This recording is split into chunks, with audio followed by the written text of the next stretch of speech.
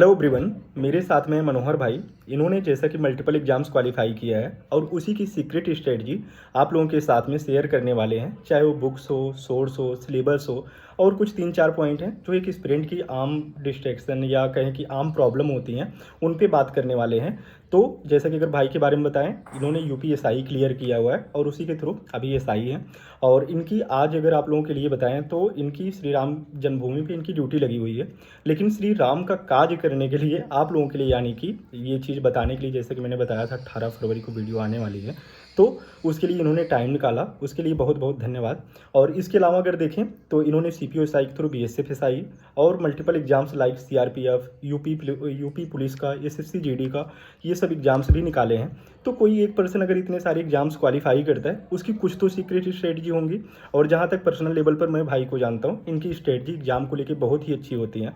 तो आप लोग टू दी पॉइंट भाई जो भी स्ट्रेटजी बताएं उसको फॉलो करिए। और अगले कुछ महीनों में जैसे एग्जाम भी है, एक 18 फरवरी को है यूपीपी का, उसमें लगभग 60,000 के आसपास वैकेंसीज है। यूपीएसआई की भी वैकेंसी जाने वाली है।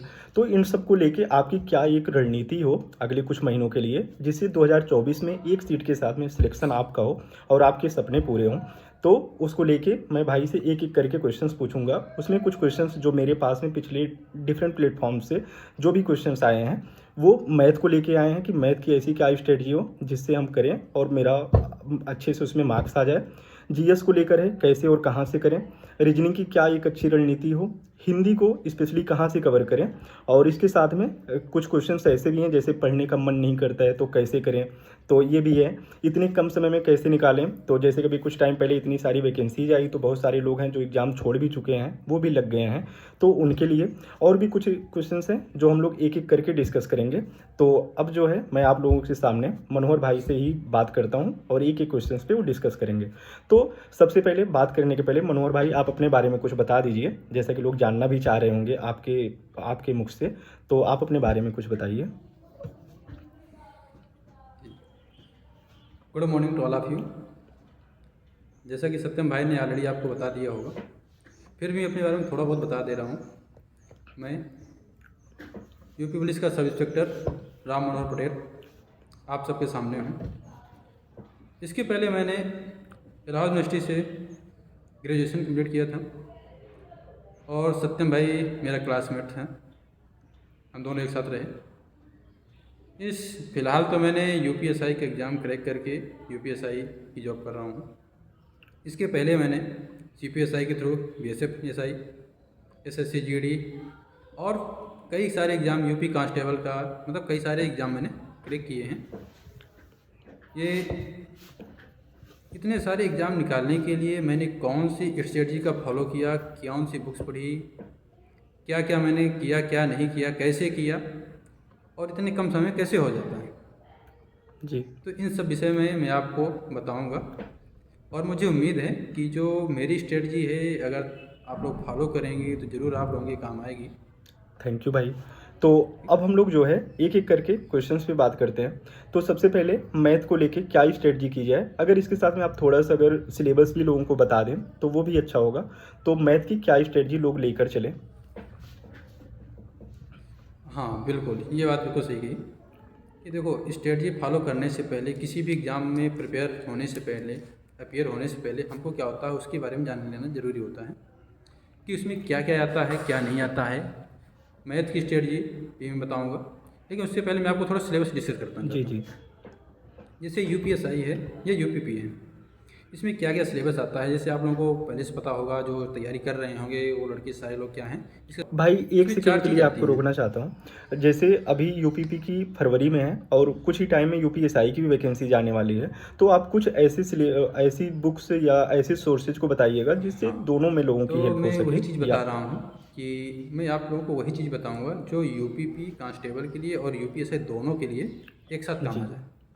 ठीक है, आपको मैं ज़्यादा बर्डन नहीं दूंगा, बिकॉज हल्का से मतलब कम से कम सिलेबस, कम से कम समय में पढ़ के, कम से कम बुक्स पढ़ करके आपको कैसे करना है इस विषय में बता रहा हूँ। जी ठीक है, तो मैं आपको थोड़ा सा पहले मैं आपको सिलेबस के बारे में डिस्कस कर दूँ कि जैसे आप लोगों ने यूपीएसआई का देखा होगा, यूपीएसआई में हमारा चार चीज़ आता है: मैथ, हिंदी, रीजनिंग और जीके जीएस। ठीक जी। है, और यूपीपी में क्या आता है, कांस्टेबल में भी सेम चीज़ यही आता है। जी ठीक, थोड़ा सा एसआई में और यूपी कांस्टेबल में फ़र्क इतना पड़ जाता है कि इसमें जो आपका मूल विधि संविधान जो है एसआई में बढ़ जाता है, जी और उसमें क्या हो जाए, मूल विधि संविधान नहीं पूछा जाता। जी ठीक है, और इसके लिए आपको यूपीपी या यूपीएसआई का एग्ज़ाम निकालना इतना टफ नहीं है, बहुत आसान है। जी भाई। आपको क्या होता है, आपको वो टॉपिक पढ़ना है जहाँ से क्वेश्चन सेलेक्टेड क्वेश्चन आते हैं। पहली बात, कितने क्वेश्चन आते हैं, अगर आपको ये पता है कितने क्वेश्चन आ रहे हैं, तो आपको ये करना है कि अगर जो चीज़ मैं पढ़ूँ वहाँ से क्वेश्चन छूटे बसना, उतने क्वेश्चन तैयार कर लो, आपका सिलेक्शन कोई नहीं रोक सकता, आपका 100% सिलेक्शन होना ही होना है। जी ठीक है, अब जैसे अभी पूछा कि मैथ की स्ट्रेटजी क्या होगी, ठीक है, तो मैं आपको बता दे रहा हूँ। मेरे हिसाब से जो मैथ के क्वेश्चन हैं यूपीएसआई में 40 क्वेश्चन आते हैं, और जो यूपी कांस्टेबल का है उसमें 38 क्वेश्चन के आसपास आते हैं। जी भाई। ठीक है, तो ये जो मैथ के क्वेश्चन है ये फिक्स क्वेश्चन है, क्योंकि इसमें कोई इफ एंड बट नहीं लगता है। अगर आपको क्वेश्चन आता है तो आपको 100% आप सही करके आएंगे, अगर नहीं आता है तो आप क्या है, कर ही नहीं पाएंगे। तो मैथ के लिए आपको सबसे बेहतर है कि आप कोई सी भी एक बुक फॉलो कर लो। जैसे जो मैंने फॉलो करी थी, मैं राकेश यादव की बुक्स पढ़ी थी ओके। मैथ की। जी ठीक है, जी और एक थी SD यादव सर की ओके। आती है, हम्म। प्रयाग पुस्तक भवन, इलाहाबाद से पब्लिश होती है। तो ये दोनों बुक्स मैंने पढ़ी थी। इनमें किसी बुक्स को एक पकड़ो और उसी को गो थ्रू हो जाओ, ओके। सेक्शन वाइज पढ़ो, एक एक टॉपिक पढ़ो। जो चीज़ नहीं आता है उसके लिए किसी कोचिंग की कहीं जाने की कोई ज़रूरत नहीं है। मैंने अभी तक कोई कोचिंग नहीं किया, बिना कोचिंग के सारे एग्ज़ाम करेक्ट किए। वाह। सही है। टोटल सेल्फ स्टडी है, जी। कुछ भी नहीं मेरे पास। ठीक है, कुछ चीज़ का अगर आपको कोई टॉपिक समझ में नहीं आता है, आपको जो टॉपिक समझ में आता है, जैसे परसेंटेज का नहीं समझ में आता है, तो सबसे बेस्ट प्लेटफॉर्म है यूट्यूब। राइट। यूट्यूब में आपके पास हज़ारों टीचर पड़े हैं, किसी आप एक टॉपिक को डालेंगे आपको हज़ारों वीडियो मिल जाएंगी, जी हज़ारों टीचर्स मिल जाएंगे।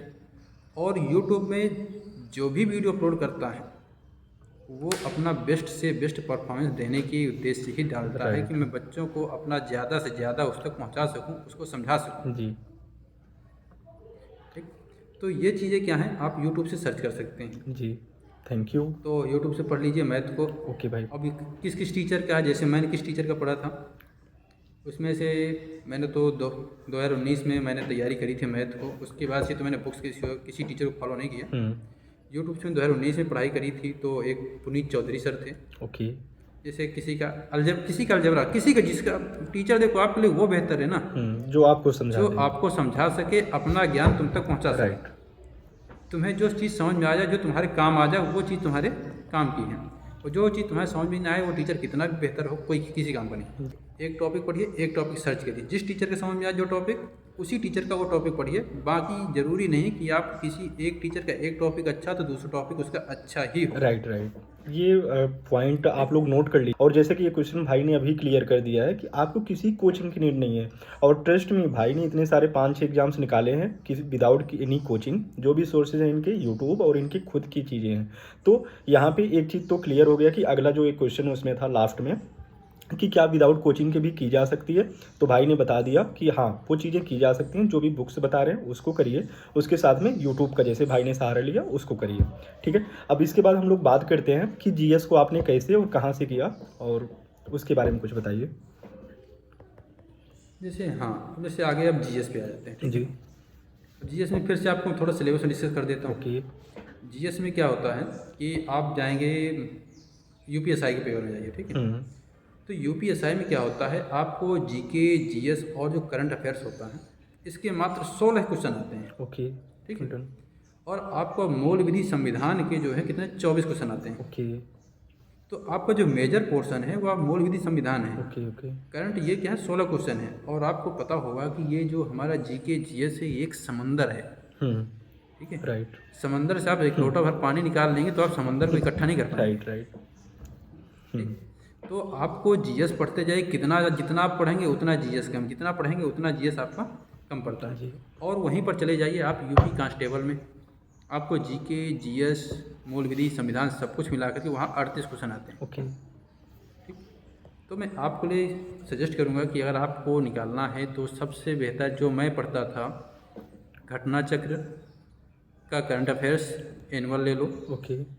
और उससे बेहतर मेरे हिसाब से कुछ नहीं है। और एक चीज़ है, जो एक पॉइंट जो लाइनर है, वन लाइनर स्पीडी का आता है, वो ले लो। ओके।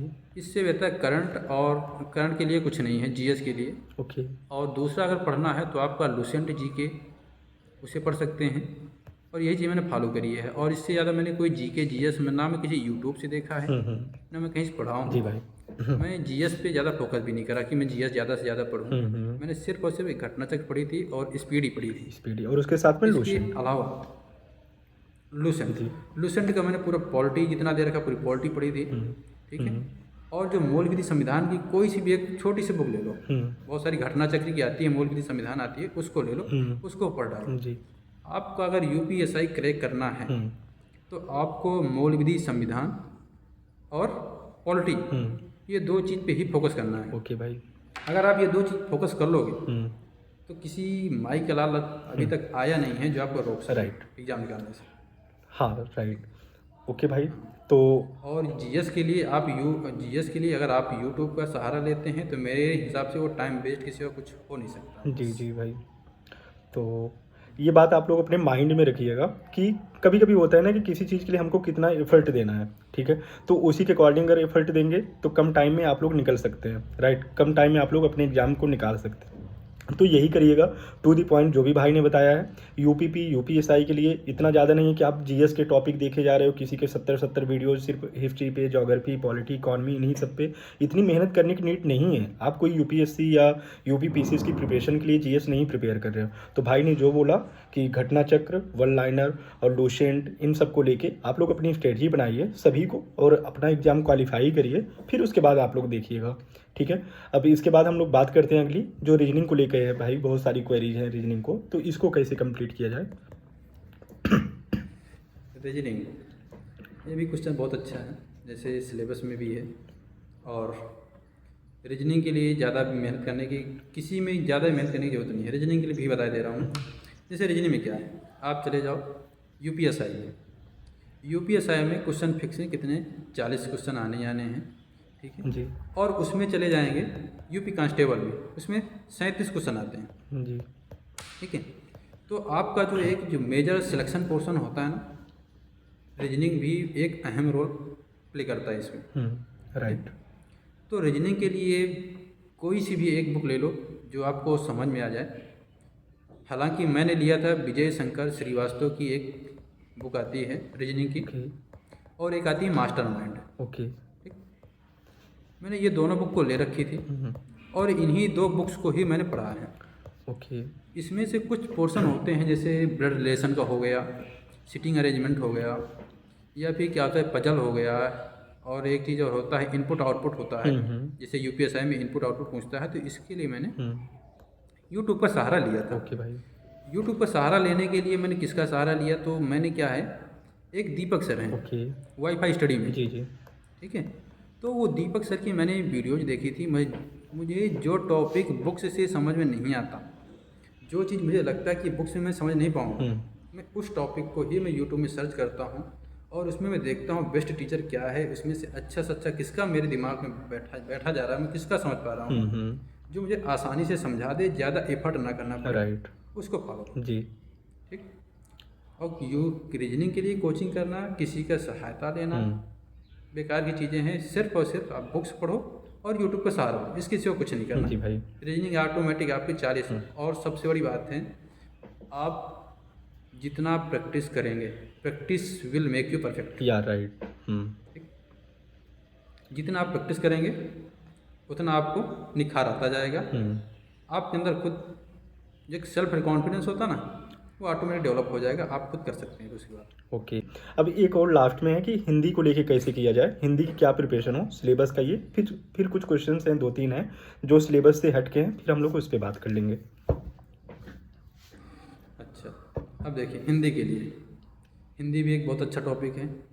यूपी पुलिस और यूपीएसआई के लिए बहुत ही इम्पोर्टेंट टॉपिक है, क्योंकि ये एक ऐसा टॉपिक है जो एक कम समय में ज़्यादा मार्क्स दे के जाता है। जी। ठीक है।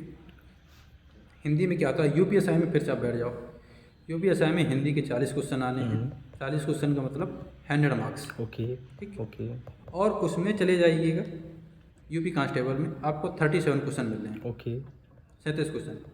तो इन दोनों में आपका हिंदी एक बहुत अहम रोल प्ले करता है। और इसके लिए आपको किसी, हिंदी तो हमारी मातृभाषा है, हमें तो खुद हिंदी के बारे में सब जानकारी है। जी बस अंतर कहाँ आता है, थोड़ी बहुत हमारी मिस्टेक हो जाती है, हम कुछ बोलते कुछ और हैं, होता कुछ और है। राइट।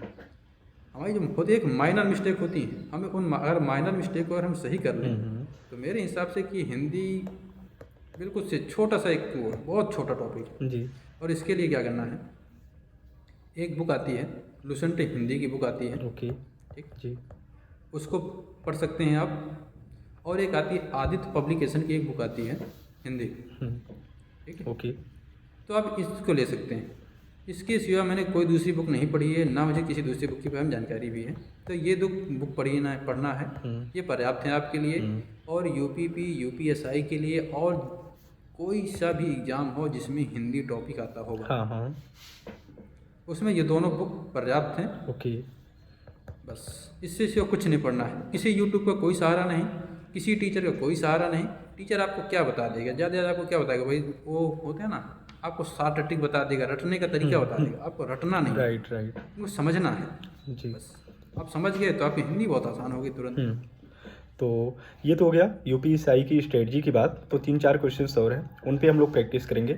तो भाई ने अभी तक जो भी चीज़ें जीएस मैथ रीजनिंग हिंदी के लिए बताया है, जो भी सोर्सेज हैं उनको आप लोग हूबहू उनको फॉलो करिए। और जैसे कि भाई ने 4-5 एग्जाम्स क्वालिफाई करे हैं, तो आप तो एक एग्जाम जैसे भी यूपीपी या यूपीएसआई की ही आप लोग प्रिपरेशन कर रहे हैं, तो वो आप लोगों के 100% निकलेंगे।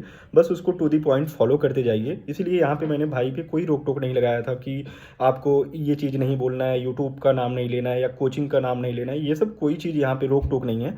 भाई ने अपनी, मैंने पहले ही बोल दिया था, ऐसी चीज़ें जिससे लोगों की जेन्युइन हेल्प हो सके, जो भी एस्पायरेंट्स हैं उनको वो चीज़, वो कंटेंट मिल सके या वो सीक्रेट स्ट्रेटजीज मिल सके जिससे आपने इतने सारे एग्जाम्स निकाले हैं, तो वो सारी चीज़ें जिनको उनको यहाँ पे मिले। तो इसलिए भाई ने वो सारी चीज़ों पे बात की है। अब जैसे 3-4 क्वेश्चंस और हैं, उस पर हम लोग एक एक करके जल्दी जल्दी डिस्कस कर लेते हैं। तो एक है कि जैसे पढ़ने का मन नहीं करता है तो कैसे करें, और कर्सिव टिप्स कैसे लाएं एग्जाम्स में पढ़ने में। ये तो सबका क्वेश्चन होता है। राइट। यहाँ जितने लड़के तैयारी करने वाले हैं, ऐसा कोई, मेरे हिसाब से कोई भी ऐसा स्टूडेंट नहीं होगा जिसके दिमाग में ये ना आता हो। पढ़ाई करना इतना आसान नहीं होता, पढ़ाई में मन लगाना इतना आसान नहीं होता है। जितना आप पढ़ने की कोशिश करोगे उतना बोरियत महसूस होगी। जब जब पढ़ने बैठोगे तब तो आपको नींद सताएगी। राइट। जितना मतलब जितना कोशिश करेंगे, हाँ हम भी करते थे, जी।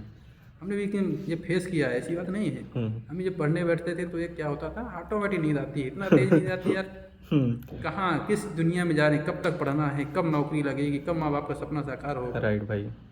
वह चीज़ें, तो इन सब के लिए आपको क्या है ना, आपके अंदर एक जुनून होना चाहिए। और जब तक आपके अंदर सेल्फ कॉन्फिडेंस और अंदर की आवाज़, दिल से आवाज़ नहीं आएगी, तो आप मन से कितना तैयारी करें कभी नहीं हो सकता। जी भाई। इसके लिए आपको मोटिवेशन, सेल्फ मोटिवेशन चाहिए। ठीक है। और इसके लिए सेल्फ मोटिवेशन के लिए एक चीज़ मैं आपको बता दूं कि मैं क्या करता था। हाँ जी। मैं तो इलाहाबाद में रह करके पढ़ाई की है, जहाँ से मैंने तैयारी करी, टोटल सेल्फ स्टडी करी। तो मैं क्या करता हूँ, और अभी भी है, जब मुझे तैयारी करता हूँ, मेरे यहाँ जहाँ मेरी ट्रेनिंग हो रही है यहाँ पर भी हर जगह, चाहे वो बाथरूम हो या शीशा हो या मेरा स्टडी टेबल हो या दरवाज़ा हो या किचन हो, जहाँ पर भी मैं जब बैठता उठता खाता पीता हूँ, वहाँ पर मैं हर चीज़ को नोट डाउन कर देता हूँ। ओ जी। लिख देता हूँ मोटे मोटे अच्छे से, ब्लैक मार्कर से लिख देता था कि वैसे मुझे ये चाहिए। ओके ओके, जिससे वो हमेशा आंखों के सामने दिखता तो रहे। आंखों के सामने आपको दिखना चाहिए। राइट। क्योंकि अगर हमें कहीं ना कहीं से कोई डिस्ट्रैक्शन आएगा ना, तो एक बार जब सामने पड़ जाएगा तो यार मैं कहाँ भटक रहा हूँ, मुझे तो ये करना है, मुझे तो ये पाना है जी, ये तो आपने बहुत तो बड़ी आपके बात लिए बताई। बहुत अच्छा मोटिवेशन काम करता है। जी। तो ये जो है, और एक चीज़ और बताएं, ये पढ़ाई जो है ना, आज हम पढ़ते हैं तो पढ़ाई की इम्पोर्टेंस हमको तब पता चलती है जब समय निकल जाता है, जब हम कुछ कर नहीं पाते या फेल हो जाते हैं, जब समाज के ताने सुनते हैं, घर वालों के ताने सुनते हैं, राइट भाई। तब ये समझ में आता है कि काश वो समय व्यर्थ में बर्बाद न किया होता, थोड़ी सी और मेहनत की होती तो आज ये दिन न देखने पड़ते, ये सब न करना पड़ता। राइट भाई। तो आप अंदर से जो है सेल्फ मोटिवेटेड होइए, हमें करना क्या है। और सबसे बड़ा टारगेट आपको बताएं, सबसे बड़ा मोटिवेशन कहाँ से मिलता है? जी। जो मुझको मिला है, सबसे मोटिवेशन आपका घर और परिवार के सिवा दुनिया में कोई चीज़ नहीं है जो आपको दे सके। राइट भाई। आपके सिचुएशंस, आपकी फैमिली, क्योंकि ये सबसे बड़ी मोटिवेटर है। बस हम्म। सबसे पता है, अगर आपको तुम्हारे घर परिवार वालों को पता होगा कि तुम पढ़ रहे हो, आगे बढ़ रहे हो, वो इतने तरीके के हथकंडे अपना रहे होंगे तुम्हारे पीछे कि ये करना कर दें, वो कर दें, आगे बढ़ जाएगा तो ये हो जाएगा, पीछे हो जाएगा तो ये हो जाएगा।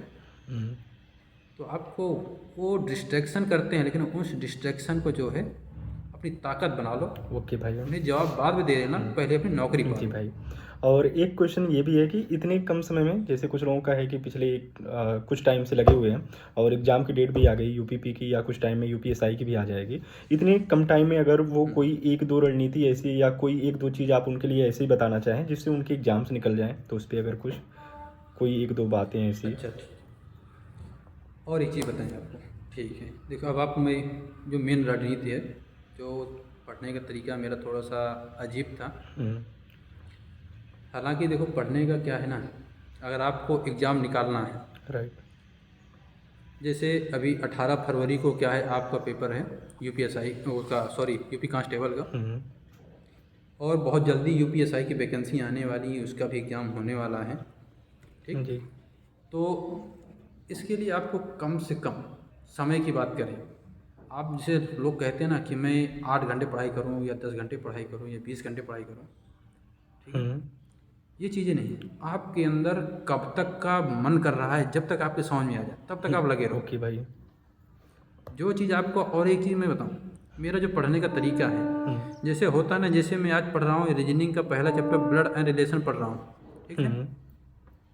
तो लोग क्या करते हैं कि उसका कोई एक हेडिंग या दो हेडिंग, एक टॉपिक दो टॉपिक पढ़ के छोड़ देते हैं। ओके। लेकिन मैं क्या करता हूँ कि मैंने जो चैप्टर उठा लिया, जब तक चैप्टर फिनिश नहीं होगा मैं टेबल नहीं छोड़ूंगा कुछ भी। राइट। ये ठीक, हम्म। आपको क्या होता है ना, एक होता है कंसिस्टेंसी जिसे कहते हैं बनाना जी। है। तो अगर आपका एक चैप्टर कंप्लीट हो जाएगा तो आप थोड़ी देर खुद मोटिव, अरे यार मैंने आज ये चैप्टर पढ़ लिया, आज इसके कोई क्वेश्चन आएगा साला में छूटेगा नहीं मुझसे। Right right.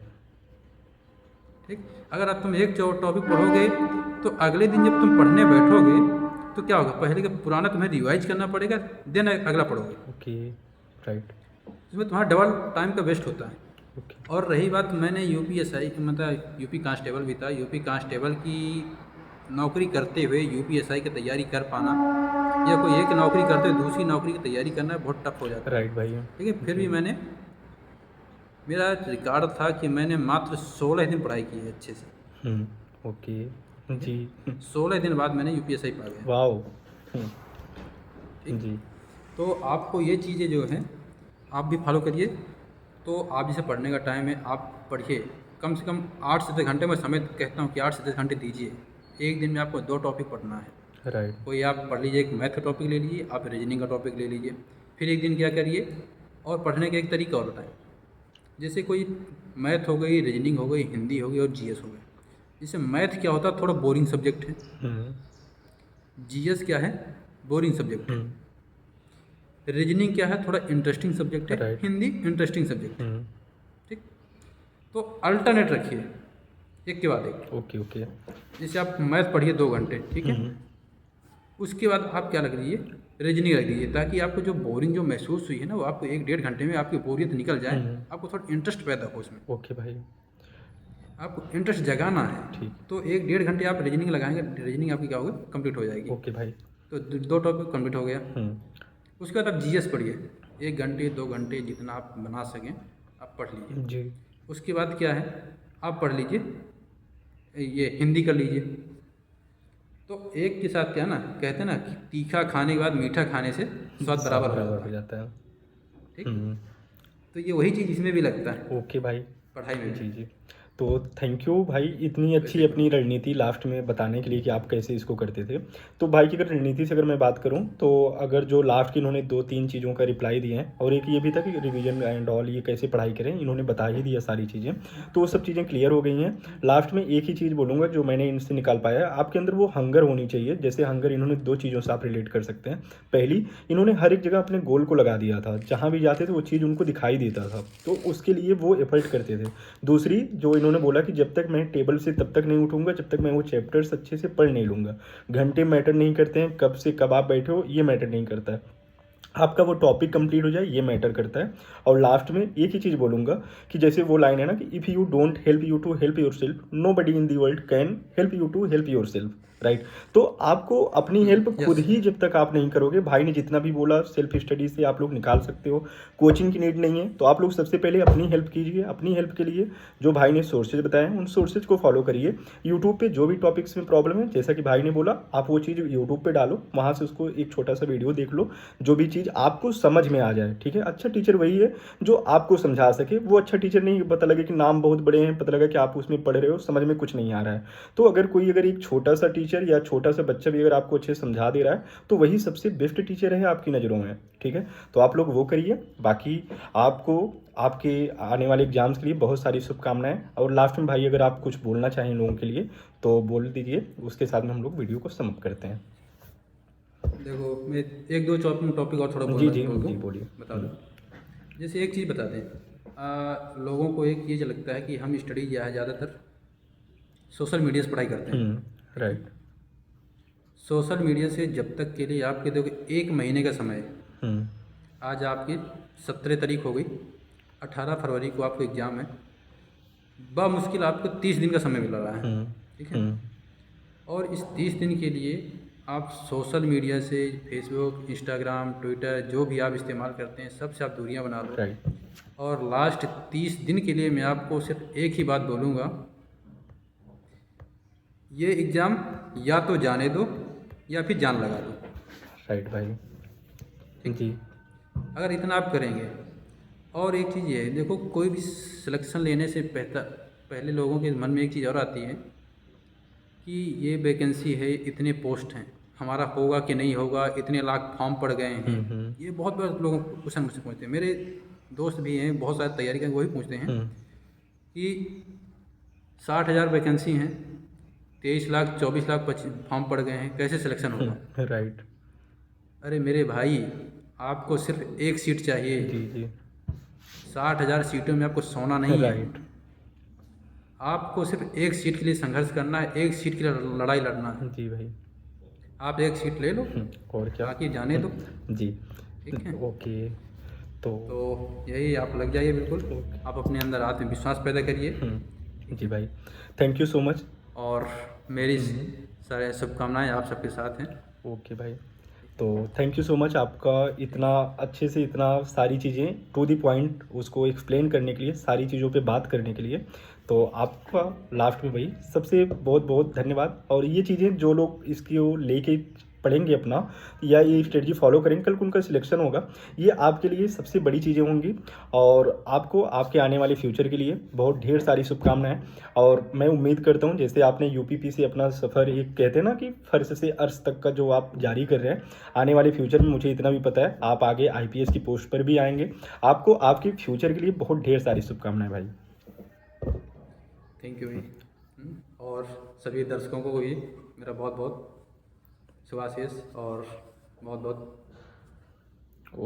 ओके भाई। वेल विशेष कि अपना जो है जल्दी जल्दी सिलेक्शन लें, अपने माँ बाप का नाम रोशन करें, जी भाई। अपना खुद का उस गौरव को प्राप्त करें जिसके वो हकदार हैं। जी भाई, धन्यवाद। ठीक भाई।